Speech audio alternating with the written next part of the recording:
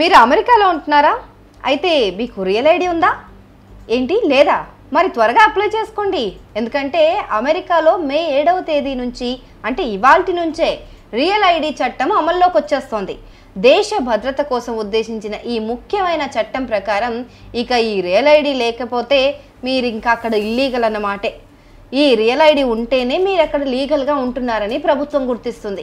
ఈ కార్డు లేని వాళ్ళను అక్రమంగా యుఎస్లో ఉంటున్నారని అనుమానించే ఛాన్సెస్ ఉన్నాయి. అయితే యుఎస్ఏలో ఈ 5 స్టేట్స్ని మినహాయించి మిగతా అన్ని స్టేట్స్లో ఇది కంపల్సరీ చేసేసింది ప్రభుత్వం. అసలు ఏంటి రియల్ ఐడి?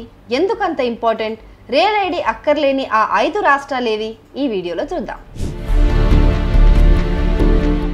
రియల్ ఐడి అనేది ప్రభుత్వ నిబంధనలకు అనుగుణంగా ఒక రాష్ట్రం జారీ చేసిన లైసెన్స్ లేదా గుర్తింపు కార్డు అని చెప్పొచ్చు. అంటే ఒక ఐడి ప్రూఫ్. సో అమెరికాలో 9/11 దాడుల తర్వాత దేశ భద్రతను పటిష్టం చేయడం కోసం ప్రభుత్వం తీసుకొచ్చిన అతి ముఖ్యమైన చట్టం ఇది. రియల్ ఐడి అంటే అమెరికా ప్రభుత్వం జారీ చేసిన ఒక ప్రత్యేక గుర్తింపు కార్డు అన్నమాట. ఇది డ్రైవింగ్ లైసెన్స్ లేదా ఒక ఐడి కార్డు రూపంలో ఉంటుంది.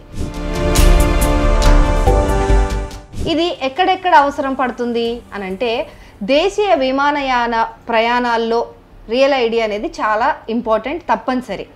కొన్ని ప్రభుత్వ కార్యాలయాలు, సైనిక స్థావరాలు, న్యూక్లియర్ పవర్ ప్లాంట్లలోకి ప్రవేశించడానికి కూడా ఈ రియల్ ఐడి అనేది కంపల్సరీ. అంటే సాధారణంగా మనం ఆధార్ కార్డు, పాన్ కార్డ్స్ వాడతాం కదా, అలాగే ఈ ఐడి అనేది ఆల్మోస్ట్ అన్ని చోట్ల అవసరం పడుతుంది ఇకపైన అమెరికాలో. సో ఈ రియల్ ఐడి లేకపోతే మరి ఏమవుతుంది? మే 7, 2025 నుంచి మీరు నేషనల్ విమానాల్లో ప్రయాణించడానికి మీ ప్రస్తుత డ్రైవింగ్ లైసెన్స్ లేదా ఏదో ఒక ఐడి కార్డ్ని ఇప్పుడు చూపిస్తున్నారు కదా, సో ఇప్పటి నుంచి ఆ ఐడి కార్డ్స్ అనేవి పనికిరావు. ఈ real ID card updated version real ID card ఉంటేనే మీరు అక్కడ ఎయిర్పోర్ట్స్లోకి ఎంట్రీ ఉంటుంది. సో కొన్ని ప్రభుత్వ కార్యాలయాలు, స్థానిక స్థావరాల్లోకి ప్రవేశించాలన్నా కూడా ఈ ఐడి కార్డ్ అనేది చాలా ఇంపార్టెంట్. అండ్ అమెరికాలో నివసిస్తున్న పౌరులందరూ ఈ రియల్ ఐడి పొందడం అనేది ఇప్పుడు చాలా ఇంపార్టెంట్ అయిపోయింది. ఎందుకంటే అక్కడ ఉన్న కొన్ని కమ్యూనిటీస్, గేటెడ్ కమ్యూనిటీస్ ఉంటాయి కదా, ఆ కమ్యూనిటీస్ వాళ్ళు కూడా ఈ రియల్ ఐడి ఉంటేనే అక్కడ వాళ్ళు ఇల్లు అద్దెకిచ్చే అవకాశం అలాంటివి. అంటే మిగతా అన్ని చోట్ల కూడా ఇప్పుడు మనం ఈ ఆధార్ కార్డు, పాన్ కార్డ్స్ ఎక్కడెక్కడైతే యూజ్ అవుతాయో ప్రతి చోట ఈవెన్ హౌస్ ఓనర్ కూడా ఈ రియల్ ఐడిని అడిగే అవకాశం ఉంటుంది. సో ప్రతి ఒక్కరి దగ్గర ఈ రియల్ ఐడి ఉండడం అనేది చాలా చాలా ఇంపార్టెంట్ ఇప్పుడు.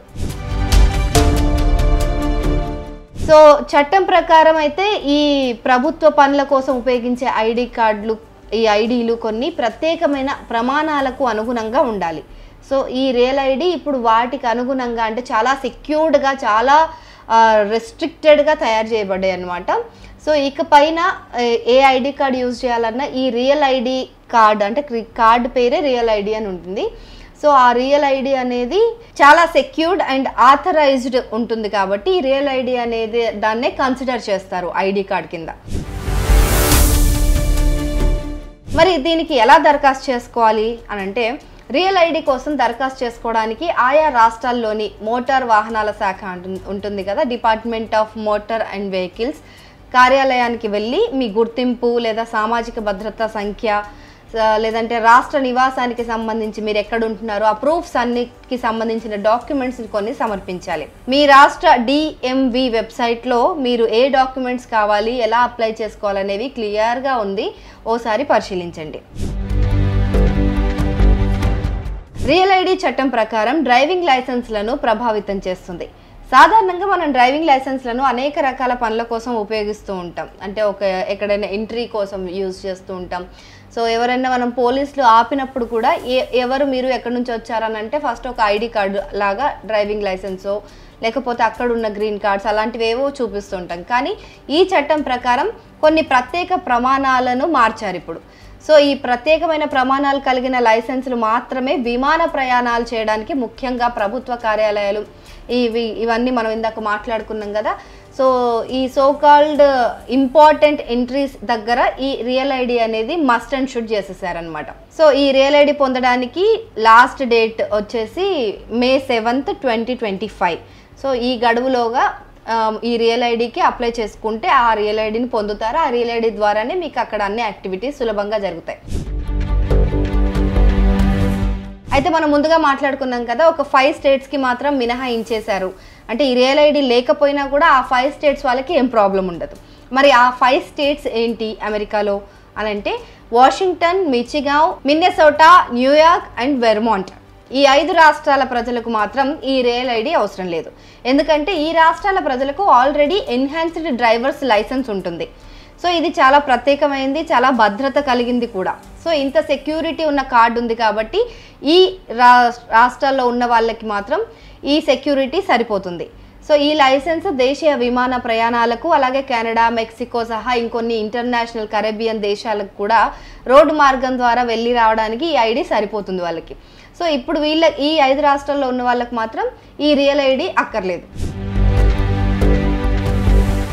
అయితే ఇప్పుడు కొన్ని రాష్ట్రాలు ఈ రియల్ ఐడి చట్టాన్ని వ్యతిరేకిస్తున్నాయి. ఎందుకంటే ఈ చట్టాన్ని అమలు చేయడం చాలా ఖర్చుతో కూడుకున్న వ్యవహారం. అలాగే మళ్ళీ ప్రాసెస్ అంతా ఫస్ట్ నుంచి మొదలు పెట్టాలి, స్క్రూటినీ ఎక్కువ చేయాలి, అలాగే ఇది చాలా లెంతీ ప్రాసెస్ కూడా. సో ఎవరిని మళ్ళీ అందరు తీసుకొచ్చి అప్లై చేస్తూ ఉండడం అంతా ఒక పెద్ద తలనొప్పి, మేము చెయ్యము అని చెప్పి కొన్ని స్టేట్స్ వ్యతిరేకిస్తున్నాయంట. అయితే ప్రభుత్వం మాత్రం దేశ భద్రత కోసం ఖచ్చితంగా ఈ చట్టాన్ని అమలు చేసి తీరాల్సిందే అని చెప్తోంది.